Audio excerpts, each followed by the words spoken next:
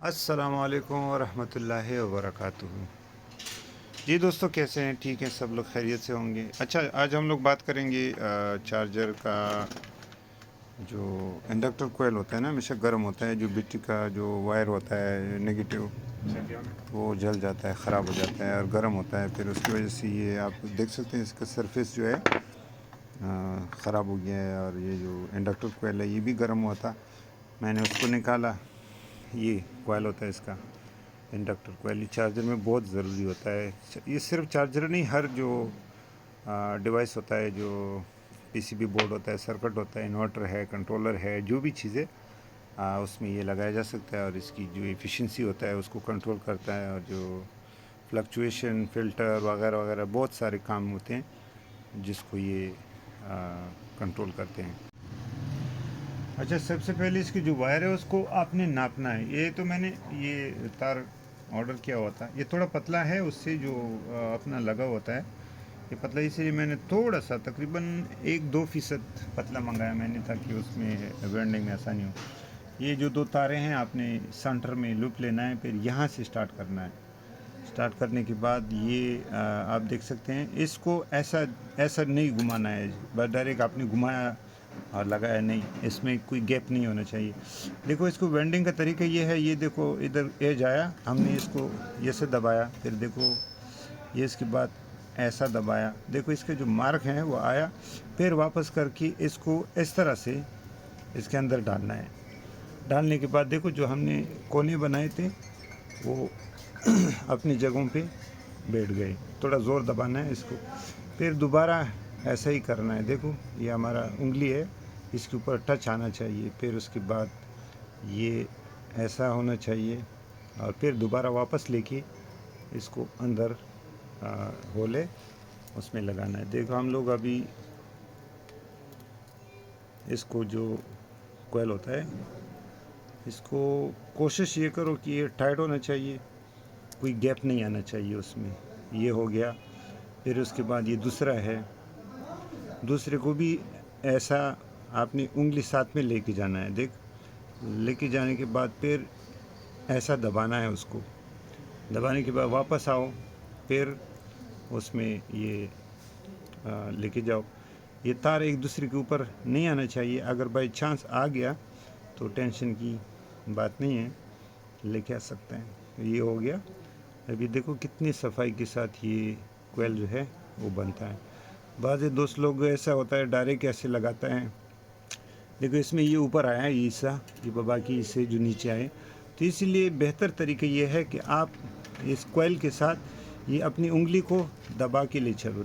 ये लगाया, चला, फिर उसके बाद ऐसा ये उंगली साथ में लेके जाना है, क्योंकि ये भागने का काम नहीं होता है, जल्दी जल्दी में नहीं होता है, फिर उसका नुकसान होता है। ये गर्म होता है, इसके बाद वजह से फिर जो मॉसफेट है उसके ऊपर लोड आता है और वो जल जाता है। ये इस तरह से आपने लगाना है। तो ये जो इंडक्टर कोयल है ये हमने बनाया, माशाल्लाह बहुत अच्छा है, टाइट हो गया। तो इस तरह सफाई के साथ इसको रिवाइंड करना है। फिर उसके बाद लगा के हम लोग दोबारा इसका रिज़ल्ट देखेंगे। तो ये अभी हम लोग इस इंडक्टर कोयल को लगा रहे हैं। ये कोशिश करो ये जो कोयल है ये पीसीबी जो सर्किट होता है उससे थोड़ा दूर ज़रूरी है, ताकि जब भी गर्म हो और ये पीसीबी से दूर हो, पीसीबी जलने का ख़तरा होता है। जैसे पहले जो कोयल था वो लगा हुआ था, वो भी पीसीबी का जो बोर्ड है वो काफ़ी जला हुआ था। इसको हम काटेंगे, फिर उसके बाद दोबारा रिसोल्ड करेंगे। और जो तार होता है, जो एनिमल बोलता है या क्या बोलता है, वो अच्छी तरह से साफ भी करना ज़रूरी है। इसको दोबारा रिसोल्ड करना है हमको। ये इसके ऊपर ज़्यादा एम्पेयर होता है, तकरीबन 20 एम्पेयर से लेकर 40 एम्पेयर तक का लोड होता है, इसीलिए या इसको अच्छी तरह से ये सोल्ड करना है। अच्छा, तो फिर ये चार्जर जो इंडक्टर कोयल था वो हमने तब्दील किया, खुद रिवाइंड किया। बाकी इसमें दूसरा कोई मसला था नहीं, सिर्फ ये इसकी जो तारें हैं वो गर्म होती थी और जो चार्जर है वो हीट होता था। इसका मेन जो रीज़न होता है वो ये पंखा है। ये पंखा जब ख़राब होता है, बंद हो जाता है, तो फिर ये ऑफ़ नहीं होता है, इसी वजह से ये सर्किट ओवर हीट होता है।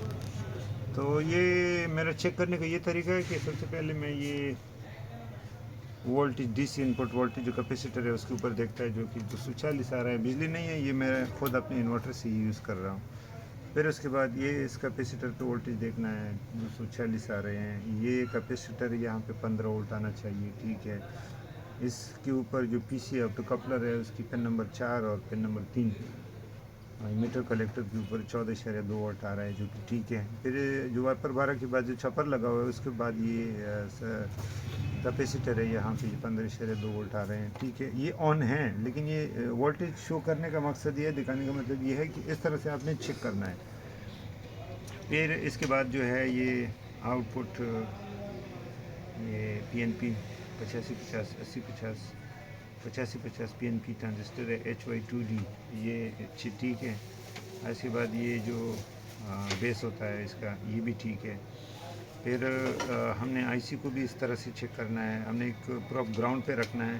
ग्राउंड पे रखने के बाद ये पेन नंबर जो 1314 है, यहाँ पे 5 वोल्ट आना चाहिए, ठीक है।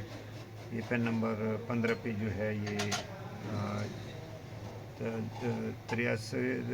63 मिली वोल्ट है, ठीक है। ये थोड़ा कम होना चाहिए या नहीं होना चाहिए, फिर जब एम्पेयर आएगा ये बढ़ेगा।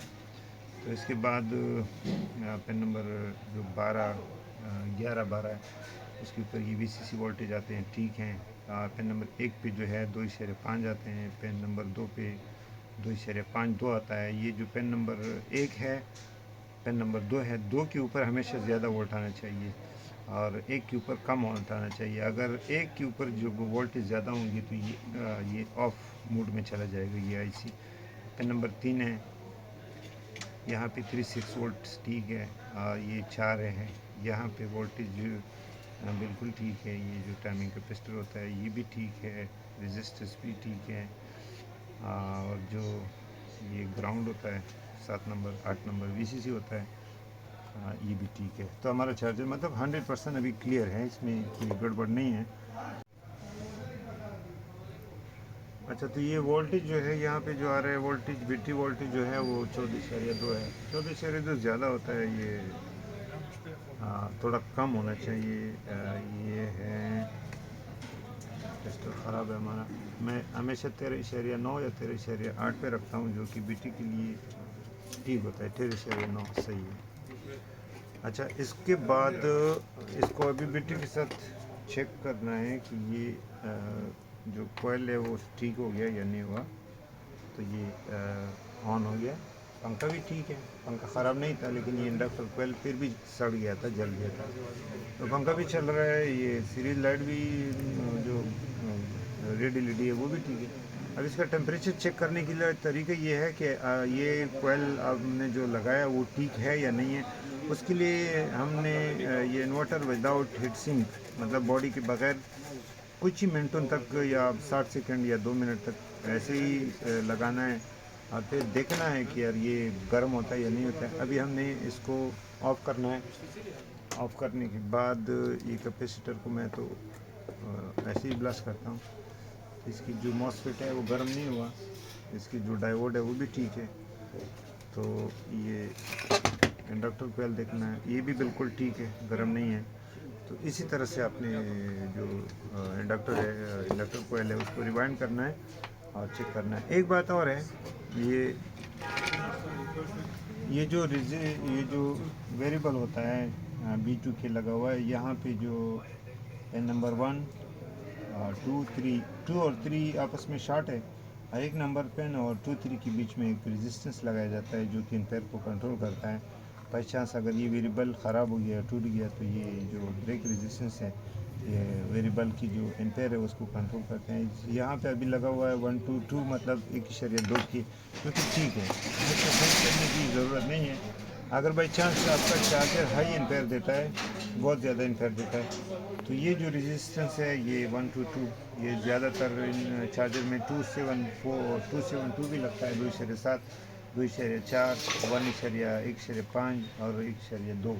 तो आप इसको चेंज करके 820 ओम लगा सकते हैं। फिर आपका जो एम्पेयर है वो 20-18 पे कंट्रोल हो सकता है। जी बहुत बहुत शुक्रिया।